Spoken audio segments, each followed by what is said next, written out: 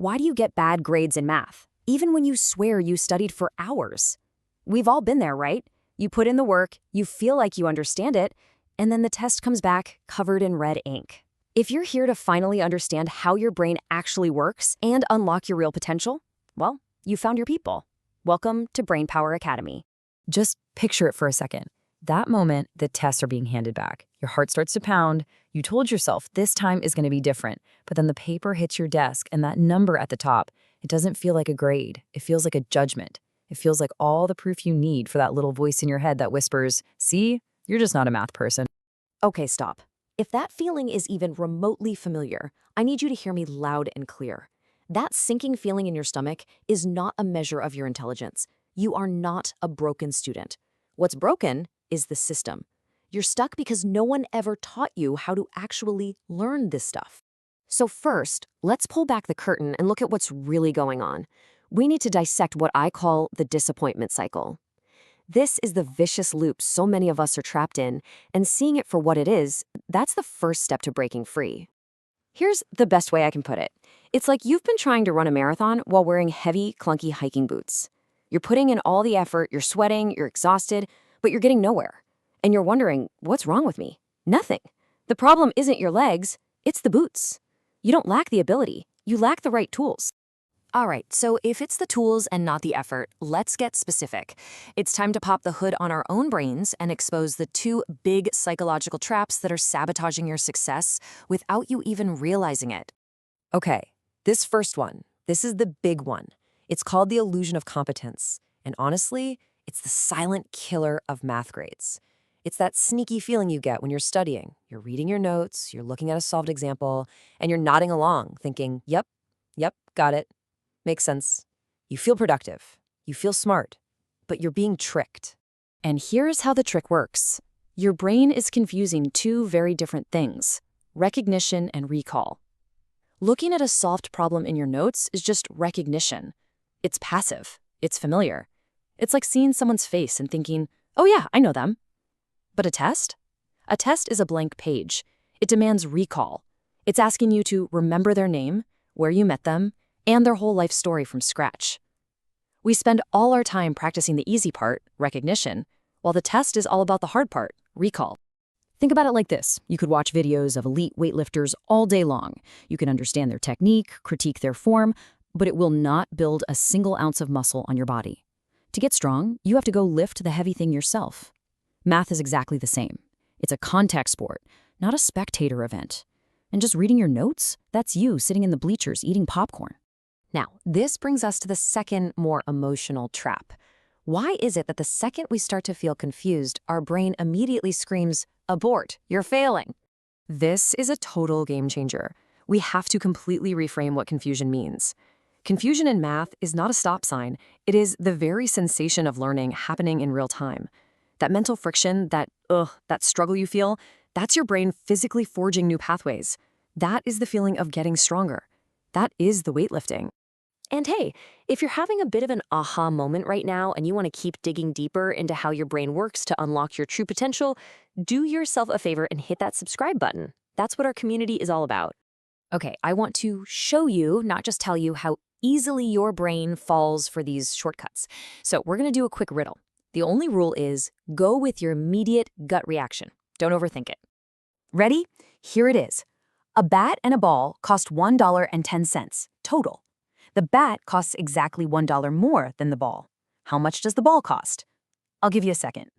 So what was it? What was that first number that just instantly popped into your head before you even had a chance to really think?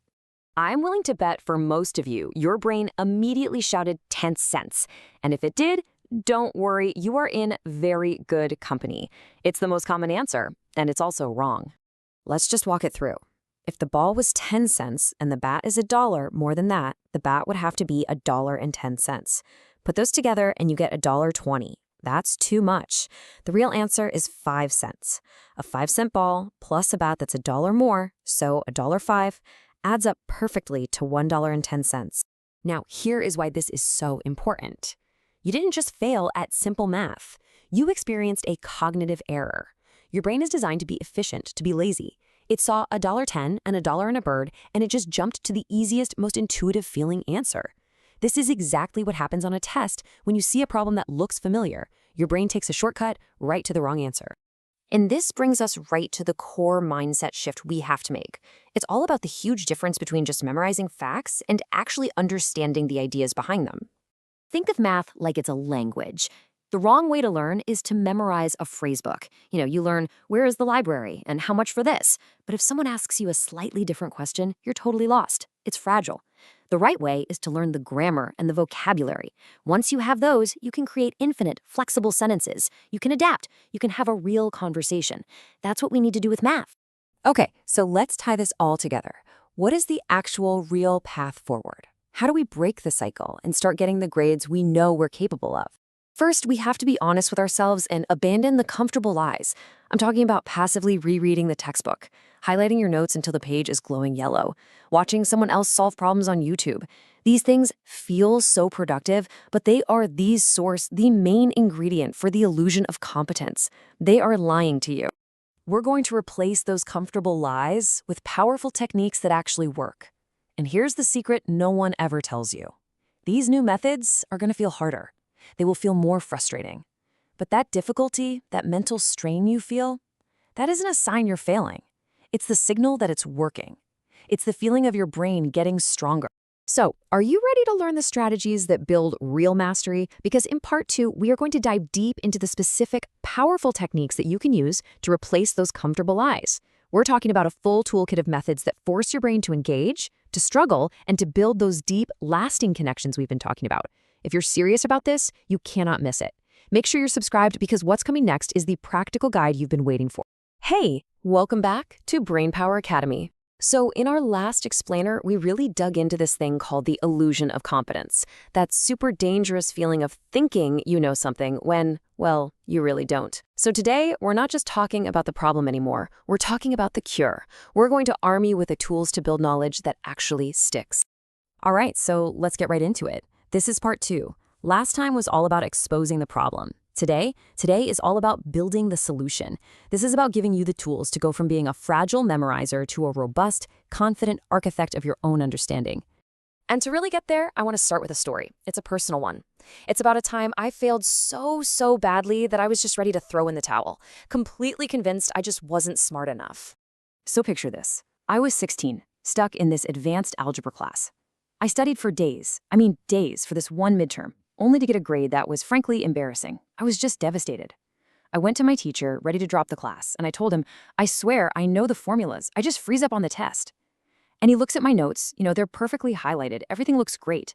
And he says those exact words you see right there. He told me I was trying to walk a tightrope. If I forgot one tiny step, the whole thing came crashing down. And man, was he right. That one single conversation just blew the lid off the fundamental misunderstanding at the heart of how most of us study. It really is a battle between two completely different ways of thinking. And this, right here, this is the core of the problem. See, most of us, we're stuck in what I call storage mode. We're trying to be a human hard drive, just passively saving facts and formulas. But the real goal, where the magic happens, is shifting into construction mode. Think about it. An architect doesn't memorize a building. They understand the principles so deeply they could rebuild it from scratch, from the ground up. And that's where real, unshakable confidence comes from. Okay, so the big question, right? How do we actually make that shift? How do we become the architect? Well, it all comes down to using the right tools. And I'm about to give you 3 incredibly powerful techniques that will, and I mean this literally, start rewriting the neural pathways in your brain. All right, tool number 1, blank page retrieval. Think of this as the ultimate weapon against that illusion of competence we totally dismantled in part 1. Instead of just rereading your notes and tricking yourself into a false sense of security, you close everything. You take out a completely blank sheet of paper and you prove it to yourself. Can you actually explain the concept from scratch? Can you write out that formula without peeking? Okay, a quick warning here. The first time you do this, it's gonna feel awful. I'm not gonna lie.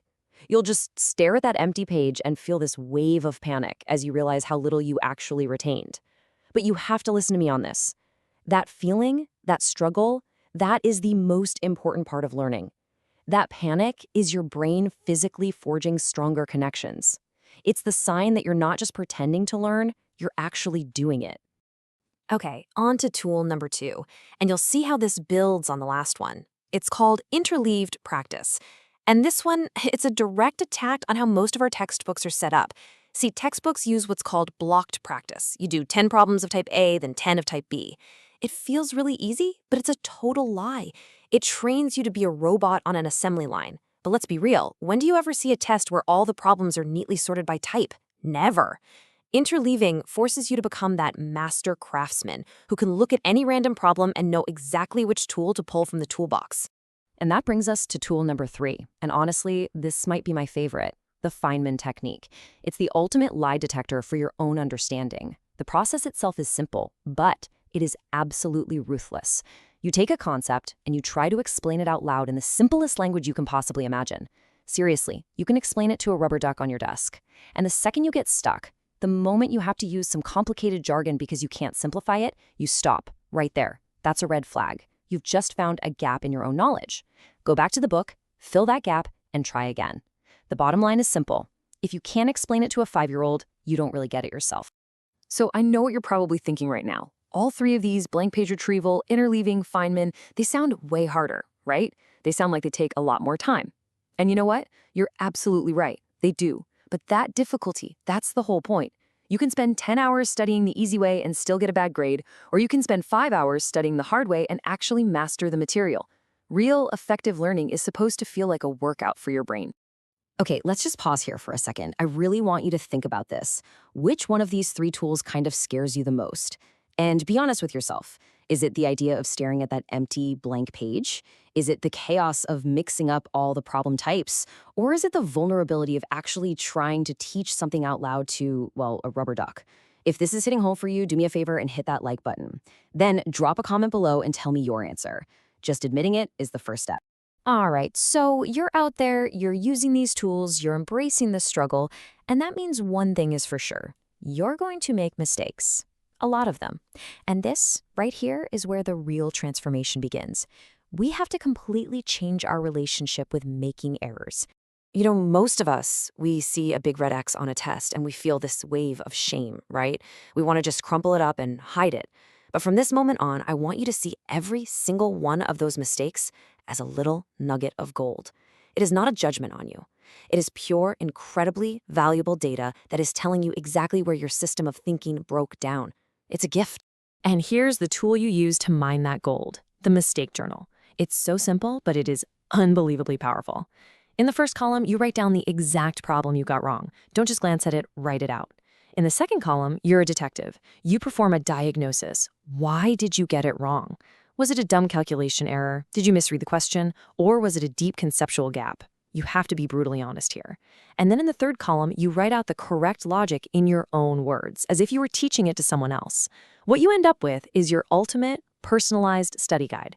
It's literally a map to your brain's weaknesses, showing you exactly what needs to be fixed. You know, when you really start treating your mistakes like this, as data, not as disasters, something really profound starts to shift. It changes your entire relationship with the outcome. Which brings us to our final and maybe the most important piece of the puzzle. We have to fix our mindset about what a grade actually means.